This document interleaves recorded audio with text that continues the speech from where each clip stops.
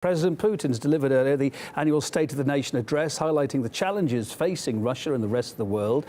This is a bit of what he had to say about censorship, and just after that about enemies around the world. We are against any monopoly. It doesn't matter if we're talking about someone's claims to exceptionalism or attempts to shape the rules of world trade in someone's favor. The same if we're talking about attempts to limit freedom of speech, to implement censorship in the global information space. We've often been accused of censorship in Russia, and now they're practicing it for themselves. We don't want confrontation with anybody. We just don't need it. Neither do our partners or the entire international community. Apart from some of our colleagues who see Russia as an enemy, we're not looking for enemies and have never been looking for them. We need friends, but we won't allow our interests to be restrained or neglected. Well, that's the thought we'll pick up on now. We'll go live to London. Veteran British politician and former London Mayor Ken Livingstone's with us. Ken, hi there. Thanks for your time.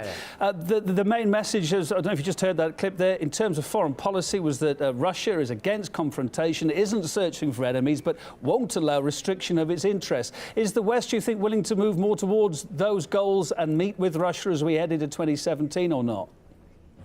Well, I hope so. In the election of Trump, we're waiting to see what he actually delivers on this.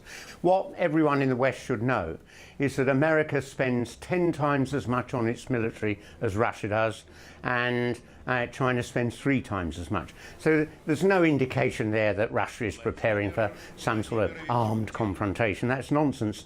But a lot of the right-wing media in the West like to demonise whoever the Russian leader has been. Throughout my lifetime, we've been lied about Russia all the time. Let's talk about some of the other issues mentioned in a wide-ranging speech that went on for about an hour and a half earlier on here in central Moscow. President Putin also spoke about ensuring a level playing field in terms of media freedom. Last month, where you are, British MPs considered backing a think tank's report to actually expose individuals who appear on Russian media, like RT. What are they so worried about, do you think? Well, I just find this bizarre. I've had right-wing columnists in our press say to me, why do you appear on RT? I said, well, I appear on the BBC, I appear on Murdoch's Sky programmes. I mean, I'm prepared to go on any programme as long as I'm free to say what I want. And I've always enjoyed the fact that, and I often watch RT when I'm at home, it gives a different perspective on the world. We can get the American perspective from British and American media, but it's good to balance that with the Russian perspective. I mean, it seems President Putin's name in the headlines is getting more and more of a tried and trusted method to get more clicks online, get more sales. He seems to be blamed for everything from migration to Brexit. Why is Russia being turned into some sort of bogeyman like this? I suppose it helps sales. Just look at the front page of The Spectator, for instance, last month.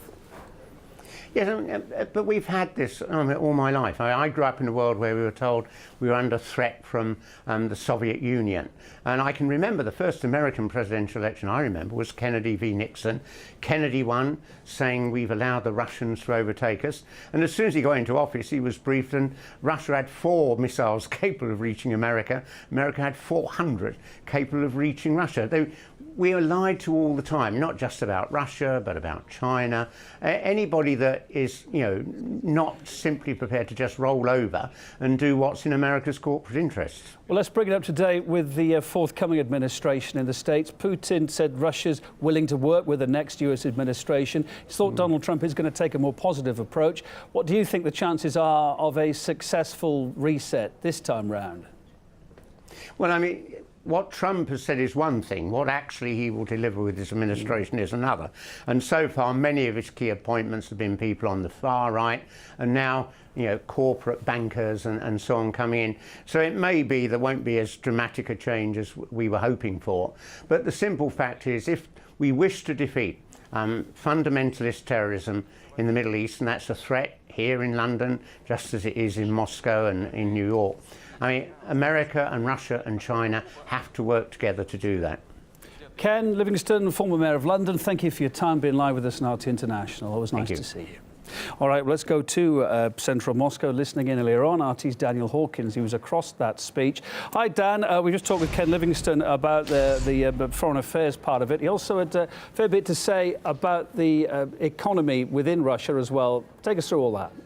Yeah, there certainly was, Kevin, a whole variety of points covered in the 13th annual address by Vladimir Putin to the Federal Assembly. One of the main points about international politics was this urge to create a level playing field, a system of constructive international relations that was based on international respect, mutual trust, and mainly the rule of law. Mr. Putin said that Russia was ready to participate in the creation of this international system.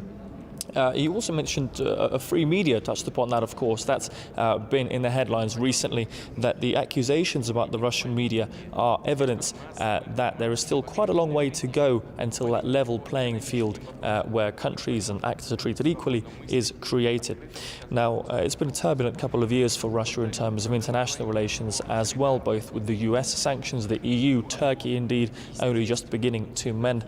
Putin said that Russia didn't need enemies in this environment. He said that Russia wanted to build bridges both with its Western partners, the US and the EU, as well as countries of the BRICS, and also China, India and Japan. Putin, of course, going on a visit to Japan, to Tokyo, just in the next couple of weeks. Now, one of the main focuses, as you quite rightly said, was the economy, the domestic internal development, and that involved science, education, technology, the diversification of Russia's economy away from oil exports, from arms exports, into high-tech development, into agriculture and other spheres. He said it was important to invest into social development, into education and healthcare through a whole system of long-term projects to increase the quality of that in order to make the Russian economy, the Russian workforce, the population more competitive on the international market. He also made an interesting point, saying that the Russian economy had stalled and flatlined over the past 2 years or so, not so much because of external pressure from sanctions and low oil prices, but rather because of internal issues within the Russian economy. He said that the key to economic development, to economic growth, was strong investment to make the economy more competitive on that global scale. Let's take a look.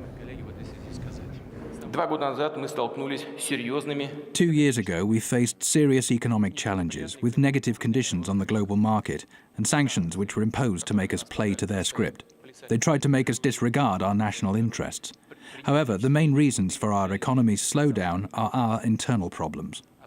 It was a whole range of issues, Kevin, covered by Mr. Putin, in quite a long address. It was about an hour and 20 minutes altogether, longer than the one last year, but certainly a message of positivity, both domestically in terms of issues within the country and also externally, building bridges and a hope for rapprochement in the coming year 2017. Back to you. Daniel, thanks for the update. Yeah, we'll bring our viewers more perspective on it. We've got a lot more guests lined up throughout the day to hear their thoughts about what Putin had to say. For now, we'll let you go. Thank you.